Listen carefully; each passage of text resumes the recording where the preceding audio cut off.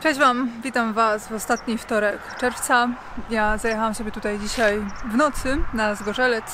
Wyspałam się, wstałam, ogarnęłam sobie kawę na dobry rozruch i tak sobie teraz myślę, że może by to otworzyć maskę i zobaczyć, jak to z tymi płynami w moim Volvo.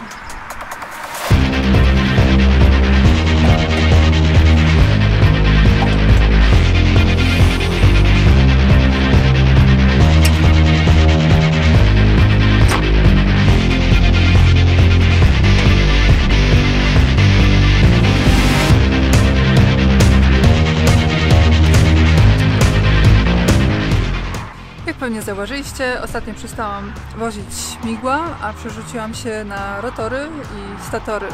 To wciąż elementy turbiny wiatrowej, ale jednak dużo cięższe, no i szersze, bo przeciętne śmigło waży średnio około 15 ton, a taki rotor czy stator już 37 ton. Jak do tego dodamy jeszcze 30 ton masy własnej zestawu, do tego jeszcze moje bagaże i do tego jeszcze moje kosmetyki, to wychodzi na to, że przeciętnie waży 70 ton.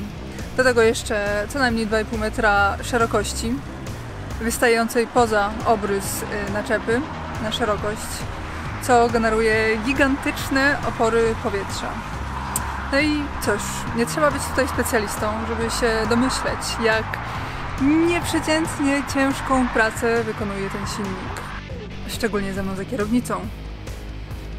To Volvo wie, że żyje ze mną za kierownicą. No cóż, dla kierowców takich jak ja i dla ciężarówek takich jak tam, odpowiednie płyny eksploatacyjne utrzymywane w prawidłowym poziomie to podstawa niezawodnej pracy.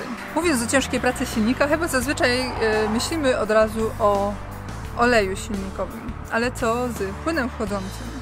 Ja wiem, że w historii motoryzacji ciężkiej bywały takie silniki chłodzone powietrzem, jak na przykład te zastosowane w Pradze V3S bodajże, produkowane mniej więcej tam w latach od 50. do 90., ale jednak to już jest historia. Nasze nowoczesne ciężarówki pokonujące tysiące kilometrów tygodniowo potrzebują nowoczesnych technologicznie płynów najwyższej jakości. Jakie w ogóle funkcje pełni płyn chłodniczy? Pierwsza jest zupełnie oczywista, mianowicie chłodzenie silnika, czyli płyn odbiera ciepło i przenosi je na chłodnicę. Wysokiej jakości płyn chłodniczy charakteryzuje się brakiem tendencji do tworzenia i utrzymywania się piany.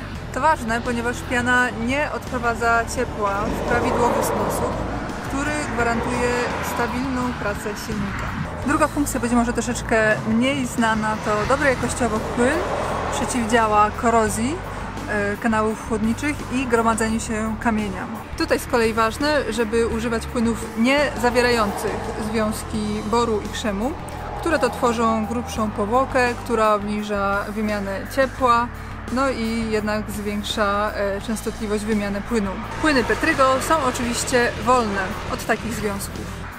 No i teraz rodzi się pytanie, jak często sprawdzać poziom płynu chłodniczego i czy w ogóle jest sens w świecie nowoczesnej motoryzacji.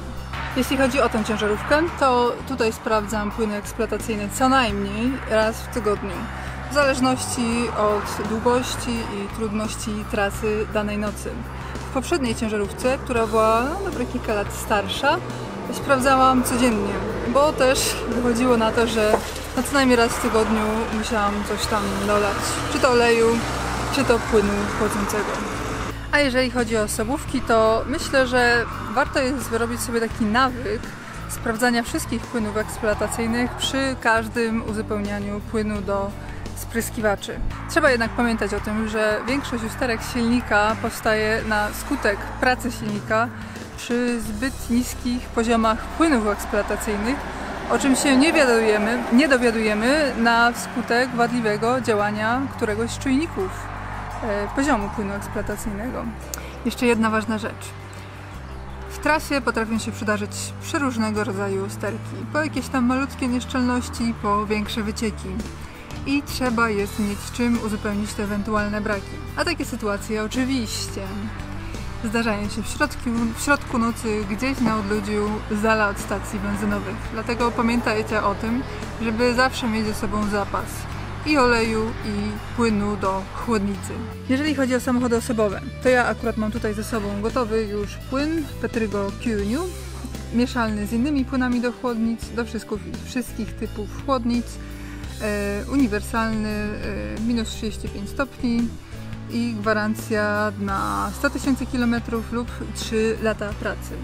Jeżeli chodzi o samochody ciężarowe, to także w ofercie Oron Oil znajdziecie Petrigo Heavy o wydłużonym działaniu, stworzonym dla silników wysokoprężnych, samochodów dostawczych, ciężarowych, autobusów i ogólnie sprzętu ciężkiego.